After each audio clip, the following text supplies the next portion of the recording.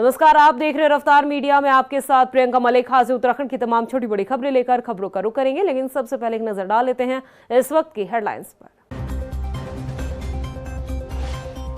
राहुल गांधी के उत्तराखंड दौरे को लेकर चर्चाएं तेज। देहरादून में जनसभा कर कार्यकर्ताओं में भरेंगे जोश। केदारनाथ उपचुनाव और निकाय चुनाव को लेकर पार्टी को करेंगे मजबूत। बीजेपी विधायक विनोद कंडारी की पहल से सरकार भी हुई प्रभावित। बोर्ड टॉपर्स के लिए खुशखबरी, उत्तराखंड के हर ब्लॉक से इंडिया टूर पर जाएंगे 5 बच्चे।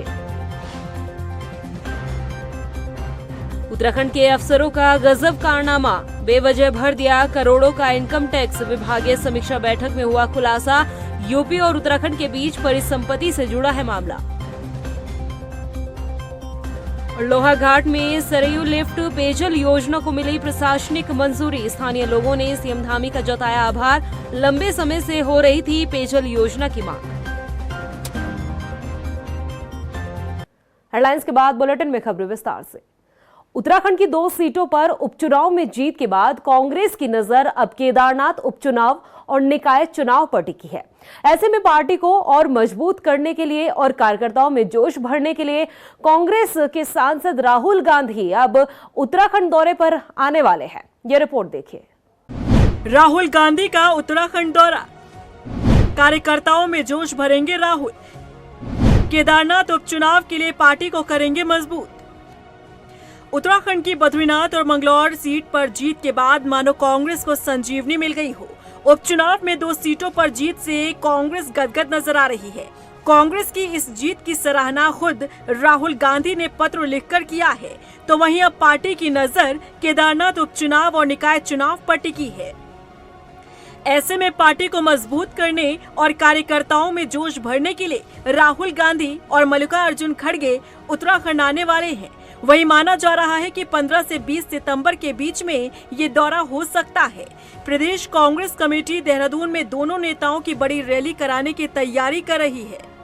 देखिए, इनिशियल स्टेज में है। उन्होंने समय हमसे दिल्ली ने मांगा था, हाईकमान ने। मैंने वरिष्ठ नेताओं से बातचीत करके 16, 17, 18 सितंबर की डेट दी है और अभी इस पर चर्चा चल रही है। लेकिन क्योंकि हमको ये भी संज्ञान में है कि अगल बगल के कई राज्यों में समय चुनाव है, हरियाणा में चुनाव है, छत्तीसगढ़ में चुनाव है और कई बाई इलेक्शंस भी यूपी में हैं, तो उसको देखते हुए कितना समय उनको मिलता है ये देखना होगा। लेकिन हम अपनी तैयारी पूरी 16, 17, 18 के हिसाब से कर रहे हैं। आते हैं तो कार्यकर्ता में उत्साह का संचार होता है। अभी तक जो कार्यक्रम हमको प्राप्त हुआ है, सितंबर माह के दूसरे या तीसरे सप्ताह में दोनों नेतागण यहाँ पर आएंगे। माननीय राष्ट्रीय अध्यक्ष जी और माननीय नेता प्रदीप खुशी यहाँ पर आएंगे और उनके लिए हमको निर्देश हुआ है कि तैयारी करनी है, उसकी तैयारी हम कर रहे हैं। हाशिए पर जा चुकी कांग्रेस अब मजबूत होती दिख रही है। 2 सीटों पर उपचुनाव ने कांग्रेस में दम भर दिया है। जहां दिग्गज नेता रणनीति बनाने में जुटे हैं, तो वहीं कार्यकर्ताओं का मनोबल भी बढ़ाया जा रहा है। बद्रीनाथ और मंगलौर विधानसभा उपचुनाव में कांग्रेस की जीत पर राहुल गांधी ने प्रदेश अध्यक्ष करण माहरा की पीठ थपथपाई है। राहुल ने पत्र जारी कर दोनों सीट पर मिली जीत पर प्रशंसा करते हुए उम्मीद जताई है कि भविष्य में कांग्रेस की नीतियों को घर घर पहुंचाएंगे। इस बीच अगले महीने राहुल गांधी का उत्तराखंड दौरा है। ऐसे में देखना होगा कि पार्टी को कितनी मजबूती मिलती है और केदारनाथ उपचुनाव में आखिर इसका कितना असर पड़ता है। रफ्तार मीडिया के लिए देहरादून से सुशांत सिंह के साथ ब्यूरो रिपोर्ट। देवप्रयाग से बीजेपी विधायक विनोद कंडारी हर साल की तरह इस साल भी अपनी विधानसभा के बोर्ड टॉपर्स को भारत दर्शन कराएंगे। बताया जा रहा है कि विधायक की इस पहल से सरकार भी काफी प्रभावित हुई है और सरकार ने भी विधायक की इस पहल को अपनाया है और इसी के चलते सरकार हर ब्लॉक से 5 टॉपर्स को भारत भ्रमण करवाएगी। और बताया ये भी जा रहा है कि विनोद कंडारी अपनी विधानसभा में स्वयं सहायता समूह की महिलाओं को भी भारत दर्शन कार्यक्रम के तहत उन्हें भारत दर्शन करवाएंगे। क्या कुछ कहना है इसी मुद्दे पर लेकर उनसे खास बातचीत की है हमारे संवाददाता मनीष डंगवाल ने। उत्तराखंड बोर्ड के 10वीं के जो टॉपर हैं देवप्रयाग विधानसभा क्षेत्र के, उनको हर साल जो देवप्रयाग से विधायक विनोद कंडारी हैं वो भारत दर्शन कार्यक्रम के तहत जो है वो भ्रमण पर ले जाते हैं। इस बार भी कार्यक्रम तय हो चुका है और कितने छात्र कहाँ पर ये छात्र जाएंगे भ्रमण के लिए बातचीत करते हैं। विधायक जी, किस तरीके से आप देखते हैं? सबसे पहला सवाल तो यही है कि जो आपकी मुहिम थी उसको सरकार ने भी माना है, हर ब्लॉक से 5 छात्रों को जो है वो भारत दर्शन कराया जाएगा, लेकिन आपने फिर भी जो है अपने सभी जो स्कूल हैं आपकी विधानसभा में उनके छात्रों को ले जाएं। देखिए, माननीय मुख्यमंत्री जी का मैं बहुत धन्यवाद करता हूं कि उन्होंने एक छोटे से विधायक की मुहिम को अपना सहयोग दिया है और उसके लिए एक सरकारी कार्यक्रम उसको घोषित किया है और सरकार ने इसको पूरे प्रदेश के अंदर लागू किया है। हर ब्लॉक से 5 बच्चे जाएंगे, इसलिए मैं सरकार के मुख्यमंत्री जी का बहुत बहुत धन्यवाद करता हूँ। अच्छा, एक सवाल ये कि लेकिन अब आप महिलाओं को भी अपनी विधानसभा के जो है वो अब भारत दर्शन कराने जा रहे हैं, क्या ये प्रोग्राम है, क्या ये थीम, और क्या आपको लगता है कि वास्तव में महिलाएं जो आत्मनिर्भर बनने का प्रयास कर रही हैं और बेहतर आत्मनिर्भर आपकी विधानसभा में हों, उसके लिए आप उन्हें जो है वो भ्रमण कराने जा रहे हैं? देखिए, मैं लगातार अपने क्षेत्र में घूमता रहता हूँ और जब मैं क्षेत्र में प्रवास करता हूँ तो मैं क्षेत्र वालों से ही कुछ सीख के कुछ योजना बना लेता हूँ। अभी कुछ दिन पहले एक नांडी पाप एक महिला समूह है मेरी विधानसभा में, तो बहनें मुझे मिलना चाह रही थी, तो मैंने कहा मिले। अब मुझे मिलने वो आए तो मेरे लिए साबुन, एक साबुन जो बनाते हो मेरे पास साबुन लेकर, तो आप भी मान के चलिए कि साबुन बहुत अच्छा था, बहुत पहले क्वालिटी का था। मैंने भाई आपने इसको पैकिंग क्यों नहीं कराया? कि सब हम भी ढूंढ रहे हैं कि इसकी पैकिंग किस तरीके से होनी चाहिए। मैंने कहा यार इतना अच्छा ये प्रोडक्ट बना रहे हैं, इनको अगर थोड़ा सा सहयोग सपोर्ट किया तो बहुत कुछ हो सकता है। जैसे पंचूर गांव में हिंडोला खाल में कि वहाँ की बहनें जो है मैंने देखा लेडी बल्ब बनाती हैं, बहुत सारे समूह हैं, चाहे वो उलाने का समूह है, चाहे पौड़ी खाल का हो, चाहे वो रूमधार का हो, और चाहे आपका रंसुलीदार का हो, चाहे हिसरा खाल हो, चाहे लोसू बडियारगढ़ के अंदर की बात करें, कड़ककोट पट्टी की बात करें, डागर पट्टी की बात करें, अगरी बारजोला की हम बात करें, चाहे पौड़ी खाल के गौमुख की तरफ की हम बात करें, तो बहुत सारे समूह हैं। समूह बहुत अच्छा काम मेरे यहाँ कर रहे हैं। तो मैंने लगभग मुझे लगता है कि 200 समूह मेरी विधानसभा में, जो मैंने मोटा मोटा आकलन तैयार किया, तो कुछ समूह साबुन बनाते हैं, कुछ LED बल्ब बनाते हैं, कोई ग्रीन टी का काम करते हैं, कोई अचार बनाने का काम करते हैं, कोई झाड़ू बनाने का काम करते हैं, कोई जो है पत्ता धोने का काम करते हैं। तो मैंने इस दिमाग में लगाया कि इनके लिए किस तरीके से एक प्लेटफॉर्म तैयार किया जाए कि जिससे कि इनको इनके प्रोडक्ट को मार्केट में लाया जाए। धन्यवाद हमसे बातचीत करने के लिए। तो देवप्रयाग से जो भाजपा विधायक विनोद कंडारी, जिनका साफ तौर से कहना है कि अपने विधानसभा के बोर्ड टॉपरों को तो वो भारत दर्शन कराते ही हैं, लेकिन अब उन महिलाओं को भी जो है वो भारत दर्शन कराने जा रहे हैं जो महिला स्वयं सहायता समूह से जुड़े हुए और स्वरोजगार की दिशा में आगे बढ़ने का प्रयास कर रहे हैं। कैमरामैन अफजाल के साथ मनीष रिंगवाल, रफ्तार मीडिया, देहरादून। उत्तर प्रदेश और उत्तराखंड के बीच परिसंपत्ति के कई मामले जहां हल हो चुके हैं, तो वहीं कई ऐसे मामले भी हैं जिनका समाधान अभी होना बाकी है। लेकिन इस बीच उत्तराखंड से एक हैरान कर देने वाला मामला सामने आया। क्या है ये मामला, आइए आपको इस रिपोर्ट में दिखाते हैं। यूं तो उत्तर प्रदेश और उत्तराखंड के बीच परिसंपत्ति के कई मामले सुलझ चुके हैं, तो कुछ ऐसे मामले भी हैं जिसे सुलझाना बाकी है। लेकिन इस बीच एक मामला सामने आया है जो हैरान कर देने वाला है। खुद उत्तराखंड के पुनर्गठन मंत्री प्रेमचंद अग्रवाल भी ऐसा मामला सामने आने के बाद हैरानी जता रहे हैं। दरअसल उत्तर प्रदेश और उत्तराखंड के बीच वन विकास निगम की परिसंपत्तियों के बंटवारे को लेकर दोनों राज्यों के बीच 22 फरवरी 2021 को समझौता हुआ, जिसके तहत उत्तर प्रदेश वन विकास निगम को 100 करोड़ रुपए राज्य गठन के बाद से चुकता करना था उत्तराखंड वन विकास निगम को। लेकिन ये राशि उत्तर प्रदेश द्वारा चुकता न करने पर ब्याज के साथ ही बढ़ते हुए 560 करोड़ रुपए की ये राशि हो गई। लेकिन हैरान कर देने वाली बात तो ये है कि इनकम टैक्स विभाग के द्वारा जब उत्तर प्रदेश वन विकास निगम से इस संबंध में राशि का टैक्स मांगा गया, तो उत्तर प्रदेश वन विकास निगम ने पल्ला झाड़ते हुए ये राशि उत्तराखंड की बता दी, जिन पर इनकम टैक्स विभाग ने उत्तराखंड विकास निगम से टैक्स भरने के लिए कहा। उत्तर प्रदेश वन विकास निगम के द्वारा टैक्स न भरने पर उत्तराखंड वन विकास निगम का देहरादून स्थित SBI ब्रांच में खाता सीज कर दिया गया। खाता सीज होने से घबराए वन विकास निगम के अफसरों ने टैक्स भरना ज्यादा समझदारी का खेल समझा, जबकि टैक्स ट्रिब्यूनल में यदि विभाग अपना पक्ष रखता तो विभाग को फायदा हो सकता था। दरअसल ये मामला पुनर्गठन मंत्री प्रेमचंद अग्रवाल द्वारा परिसंपत्ति के बंटवारे को लेकर जो बैठक हुई थी उसमें सामने आया, जिससे मंत्री प्रेमचंद अग्रवाल भी हैरान हो गए, क्योंकि जो पैसा उत्तराखंड को मिला ही नहीं, उसका ब्याज अफसरों ने कैसे चुकता कर दिया। प्रेमचंद अग्रवाल का कहना है कि ये पैसा उत्तराखंड को मिलना चाहिए और इसके लिए वो खुद अपने व्यक्तिगत स्तर से प्रयास करेंगे। निगम के बारे में आपने कहा, हमें 44-56 के रेसों से वहाँ जो पैसा था वो हमें मिलना था।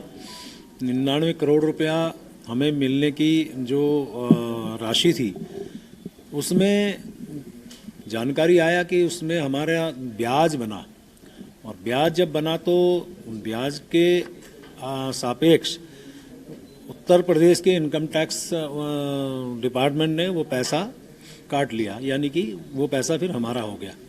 तो मैंने कहा है अधिकारियों से कि आप इसके लिए उन्होंने क्या कॉरेस्पॉन्डेंस किया, क्या अभी तक कार्रवाई की। ये बात ठीक है, ये हमारा पैसा है, उसमें जिस प्रकार से गति आनी चाहिए थी नहीं आई। तो मैंने बहुत स्पष्ट तौर पे उनको निर्देश दिया कि आप भले ही चाहे आपको उत्तर प्रदेश जाना पड़े, किसी स्थिति में अपने कॉरेस्पॉन्डेंस करनी पड़े, किसी से मिलना पड़े, हमारे यहाँ CS से बात करनी पड़े, मेरे द्वारा यदि आवश्यकता पड़े तो मैं वहाँ के माननीय मंत्री से मुझे बात करनी पड़े, या CM लेवल पे भी यदि बात मुझे करनी होगी तो वो हम करेंगे। यदि हमारा उत्तराखंड का पैसा है तो हमें वो मिलना चाहिए, वो हमारा हक है। उत्तराखंड वन विकास निगम के द्वारा उस राशि का टैक्स चुकाया जाना हैरान कर रहा है जो राशि उत्तर प्रदेश ने अभी दी ही नहीं। ऐसे में अब जब ये मामला संज्ञान में आया तो उम्मीद जगी है कि सरकार के स्तर से शायद इस पर कोई संज्ञान लेकर उत्तर प्रदेश से बात की जाए। बीजेपी प्रदेश प्रवक्ता विपिन कैंथोला का कहना है कि मामला संज्ञान में आने से उत्तराखंड के मुख्यमंत्री पुष्कर सिंह धामी उत्तर प्रदेश के CM योगी आदित्यनाथ से बात कर उत्तराखंड को राशि दिलाने का काम करेंगे। उत्तराखंड और उत्तर प्रदेश की जो परिसंपत्ति के बंटवारे का मसला है, उनमें बहुत जैसे इरिगेशन का मसला था, ट्रांसपोर्टेशन का मसला था, इन सब चीज़ों पर हमने काम किया। जितने भी पैसे थे, जो हमारे अधिकार थे उत्तर प्रदेश से, बड़े भाई से जो हमने लेना है वो सब लिया भी है। अभी अगर जो इस प्रकार की चीज़ें वन निगम में हैं तो निश्चित रूप से हमारे मुख्यमंत्री जी बात करेंगे। देखिए, ये वन विकास निगम से जुड़ा हुआ मामला है। परिसंपत्तियों के बंटवारे में ये हुआ था कि लगभग 200 करोड़ रुपए की जो धनराशि मिलनी चाहिए थी वो यूपी को ना मिलकर उत्तराखंड को मिलेगी, क्योंकि तब राज्य गठन हो गया था। वो पैसा मिलाने वो बढ़ते बढ़ते जो है पैसा 560 करोड़ उसकी लागत हो गई। 2020-21 के आसपास इनकम टैक्स वाले आए और उन्होंने इसमें कहा कि हम खाते सीज कर रहे हैं। वो प्रोसेस चलती रही और अधिकारियों ने जो रकम आई नहीं थी 560 करोड़ की, उसके एवज में आनंद फानंद में 1 अरब रुपया टैक्स भर दिया। जो रकम आई नहीं उसका टैक्स भर दिया। तो ये सरकार की नेग्लिजेंस है। उत्तराखंड वन विकास निगम के द्वारा टैक्स देने पर सवाल तो उठ ही रहे हैं, लेकिन ऐसे में सवाल ये भी उठता है कि क्या ऐसे अधिकारियों पर भी कार्रवाई होगी जिनकी तरफ से ये चूक की गई है। रफ्तार मीडिया के लिए देहरादून से मनीष जंगवाल की रिपोर्ट। उत्तराखंड की जनता ने बीजेपी के 5 सांसदों को चुनकर लोकसभा तक पहुंचाया, इस उम्मीद के साथ कि वो प्रदेश के मुद्दे और समस्याओं की संसद के भीतर प्रमुखता के साथ इस आवाज को उठाएंगे। लेकिन अफसोस कि ऐसा हो ना सका, क्योंकि उत्तराखंड के जिन मुद्दों को प्रदेश के सांसदों द्वारा उठाया जाना चाहिए था, उन्हें दूसरे राज्य के कांग्रेस सांसद उठा रहे हैं। ये रिपोर्ट देखिए। उत्तराखंड के सांसदों की संसद में चुप्पी, प्रदेश की समस्या को उठा रहे दूसरे सांसद। कांग्रेस सांसदों ने उठाया उत्तराखंड का मुद्दा, आखिर क्यों चुप है उत्तराखंड के सांसद? कितनी हैरानी की बात है कि इस बार भी उत्तराखंड की जनता ने जिन 5 बीजेपी के सांसदों को संसद तक पहुंचाया, वही सांसद उत्तराखंड की आवाज संसद के भीतर नहीं उठा पा रहे हैं। उत्तराखंड का प्रतिनिधित्व करने के लिए संसद के दोनों सदनों में प्रतिनिधि हैं, लेकिन सवाल ये है कि प्रतिनिधि संसद में किस तरह से प्रतिनिधित्व करते हैं। क्या वो प्रदेश के मसले और प्रदेश की चिंताओं के सवाल संसद में उठा रहे हैं या नहीं? संसद में कुछ ऐसा ही देखने को मिला। जो काम उत्तराखंड के सांसदों को करना चाहिए था, वो काम कांग्रेस सांसद रंजीत रंजन ने किया। छत्तीसगढ़ से कांग्रेस सांसद रंजीत रंजन ने केदारनाथ आपदा का मामला उठाया। उन्होंने 2013 की आपदा की भी बात की और हाल के दिनों में केदारनाथ धाम में जो नुकसान हुए हैं, उस पर भी संसद में गंभीर सवाल खड़े करते हुए चिंता जाहिर की कि बढ़ती लैंडस्लाइड, बादल फटना, जंगलों में आग, सूखते जल स्रोत और हिमालय क्षेत्र में मिट्टी का तेजी से कटना अत्यंत चिंताजनक है। 2013 में केदारनाथ, 2021 में ऋषि गंगा की त्रासदी, फिर जोशीमठ मकानों का धंसना, उत्तरकाशी, पिछले साल सिलक्यारा टनल का हादसा, हिमालय के जंगलों में बेकाबू आग इस साल वायनाड, हिमाचल, उत्तराखंड भारी तबाही और कई लोगों की मृत्यु हो जाना, अभी हाल ही में बद्रीनाथ में भारी भूस्खलन हुआ, लैंडस्लाइड हुआ, जिसके कारण 4 धाम यात्रा आपको रोकनी पड़ी। बल्कि मैं कहूंगी कि ये मैन मेड आपदाएं हैं जिसके बारे में हम सबको बहुत गंभीरता से चिंता करनी चाहिए। सिर्फ रंजीत रंजन ही नहीं बल्कि महाराष्ट्र से कांग्रेस सांसद इमरान प्रतापगढ़ी ने भी जोशीमठ के दरकने से वहां के लोगों में डर का मुद्दा उठाया। दूसरा इसी के साथ मेरा प्रश्न है माननीय मंत्री जी से कि उत्तराखंड का जोशीमठ लगातार दरक रहा है, लोग भयभीत हैं, लोग आंदोलन कर रहे हैं, तो क्या भारत सरकार उसके लिए क्या कदम उठा रही है? इसे विडंबना ही कहेंगे कि उत्तराखंड से लोकसभा में 5 और राज्यसभा में 3 सांसद प्रदेश का प्रतिनिधित्व कर रहे हैं, लेकिन जो काम उत्तराखंड के सांसद को संसद में करना चाहिए था वो काम दूसरे राज्य से कांग्रेस के सांसद करते दिख रहे हैं। रफ्तार मीडिया के लिए देहरादून से ब्यूरो रिपोर्ट। और रुक करते हैं एक बड़ी खबर का। जम्मू कश्मीर के तंगधार में एक उत्तराखंड का जवान शहीद हुआ है। ये बड़ी खबर आपको बताई जा रही है। मां भारती की रक्षा करते हुए चमोली जिले का एक लाल शहीद हो गया है। आपको बता दें कि 17वीं बटालियन गढ़वाल राइफल्स में ये तैनात थे। पोखरी ब्लॉक के करछुना गांव के ये रहने वाले थे दीपेंद्र कंडारी, जो कि अपनी ड्यूटी के दौरान ये शहीद हुए हैं। शहीद की खबर से पूरे क्षेत्र में इस वक्त शोक की लहर है। ये बड़ी खबर आपको बताई जा रही है। जम्मू कश्मीर में एक बार फिर से उत्तराखंड का एक जवान शहीद हो गया है। आपको बता दें कि 17वीं गढ़वाल राइफल्स में वो तैनात थे और जम्मू कश्मीर में ड्यूटी के वक्त ये शहीद हुए हैं। वही निकाय चुनाव से पहले ही मंगलौर में एक बार फिर से सियासत शुरू हो चुकी है। निकाय चुनाव को लेकर दावेदारी पेश कर रहे हैं उम्मीदवार अपनी तैयारी में जुट गए हैं और इस बीच चौधरी जुल्फिकार अंसारी, जिन्होंने पिछली बार बसपा से चुनाव लड़ा था, इस बार निर्दलीय दावेदारी पेश कर रहे हैं। निकाय चुनाव नज़दीक हैं, जल्द ही निकाय चुनाव मंगलौर में होने जा रहे हैं और तैयारी की बात लें तो मुझे तो राजनीति विरासत में मिली है और ये हमारा कर्तव्य यही है कि हम समाज में लोगों का काम हमेशा करने पर रहते हैं और हमेशा तैयार रहते हैं लोगों के कार्य के लिए। वहीं लोहाघाट में सरयू लिफ्ट पेयजल योजना को प्रशासनिक मंजूरी मिल गई है। सीएम पुष्कर सिंह धामी के आदेश के बाद शासन ने योजना के लिए 1,14,78,000 रुपए की धनराशि स्वीकृत की। इसके अलावा योजना की पहली किस्त 68,87,000 रुपए जारी कर दी गई है। वहीं योजना की वित्तीय स्वीकृति मिलने पर स्थानीय लोगों ने जश्न मनाया। इसके साथ ही सीएम पुष्कर सिंह धामी का आभार भी जताया। उधर जिले में बीजेपी नेताओं ने मिठाई भी बांटी है।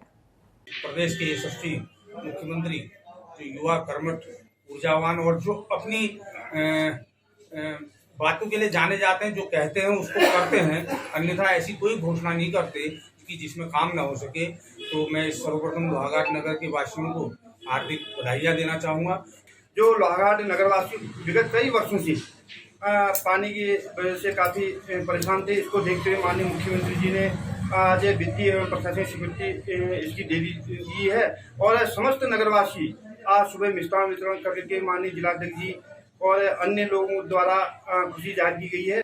अल्मोड़ा में सिलसिलेवार कई चोरी की वारदात को अंजाम देने वाले नेपाली मूल के शातिर चोरों को पुलिस ने गिरफ्तार किया है। आरोपियों की निशानदेही पर पुलिस ने अलग अलग जगहों से चोरी किए गए सामान को भी बरामद किया। पुलिस की पूछताछ में बताया गया है कि चोरी की वारदात करते समय आरोपी जो है वो सीसीटीवी कैमरे को तोड़ दिया करते थे और घटना को अंजाम देने के बाद आरोपी डोलीडाना के जंगल में बनी एक गुफा में रहते थे।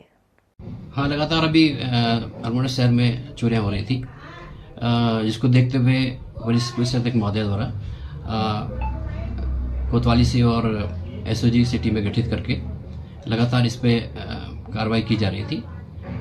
एसओजी की टीम और कोतवाली पुलिस द्वारा लगातार सर्विलांस और सीसीटीवी कैमरा को चेक किया गया, जिसके आधार पर 2 व्यक्तियों को गिरफ्तार किया गया। उधर टिहरी जिले के घनसाली में सामुदायिक स्वास्थ्य केंद्र में जिलाधिकारी ने स्वास्थ्य शिविर का आयोजन किया। इस शिविर में गर्भवती महिलाओं के लिए अल्ट्रासाउंड की व्यवस्था की गई थी। सीएमओ ने बताया कि इस शिविर में करीब 120 गर्भवती महिलाओं के अल्ट्रासाउंड किए गए। इसके साथ ही स्वास्थ्य केंद्र के पीपी मोड पर संचालन खत्म होने के बाद जिलाधिकारी ने अब हर महीने दूसरे शनिवार को शिविर आयोजन करने का निर्देश दिया है।